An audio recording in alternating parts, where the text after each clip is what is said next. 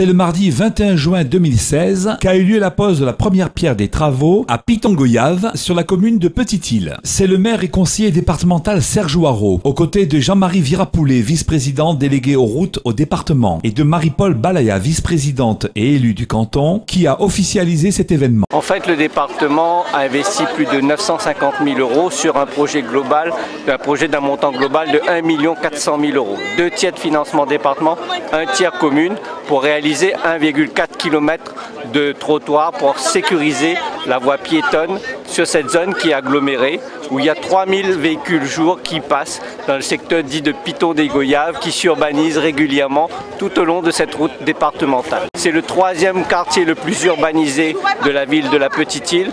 C'est un quartier qui bouge régulièrement. Il y a une école, il y a un passage piéton important. On se devait de répondre à ce besoin de sécurité piétonne. Sur le projet de mandature 2017-2021, nous avons programmé plus de 6 200 000 € de participation départementale pour sécuriser les routes départementales et les sauvegarder, donc sur le secteur de la Petite-Île. Donc ça fait quand même des aménagements piétons, des ronds-points, des réfections de voirie, d'assainissement pluvial importants sur la commune de la Petite-Île. Je crois que ce chantier d'aménagement de trottoirs sur le quartier de Piton-des-Goyaves était très attendu par la population du secteur. 1,4 km de trottoir, toute l'agglomération de Piton-des-Goyaves va donc bénéficier de cet aménagement qui va sécuriser le déplacement de l'ensemble des piétons et plus particulièrement des enfants qui viennent aux écoles Platane Nord et Platane Sud à pied et qui habitent le quartier. Petite-Île, effectivement, a cette chance d'être l'une des premières communes, premier canton, canton 22, à bénéficier de ces investissements importants. 1 400 000 €, dont 900 000 € portés par le département. Ce n'est pas rien, ce n'est que le début puisque nous avons mis en place un programme pluriannuel d'investissement. Après Piton-des-Goyaves, ce seront les travaux sur Ravine-du-Pont. Ravine-du-Pont, ce sont 5 millions de travaux qui vont être engagés dès 2017 avec une participation du département à hauteur de 2,5 millions.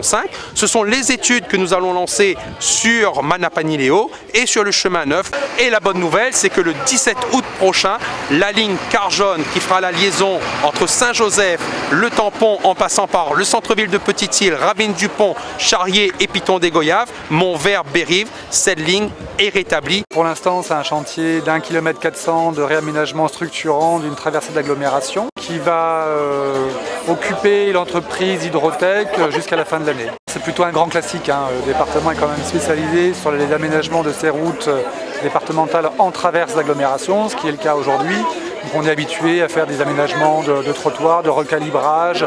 On en profite pour traiter les problèmes d'écoulement pluviaux, pour assurer et renforcer les transparences hydrauliques, de manière à les dimensionner pour absorber des crues en général centenales. Le délai contractuel est de 11 mois, mais le délai pratique, on va dire, devrait être beaucoup plus court dans quelques mois. Donc on espère que les travaux seront terminés d'ici la fin de l'année.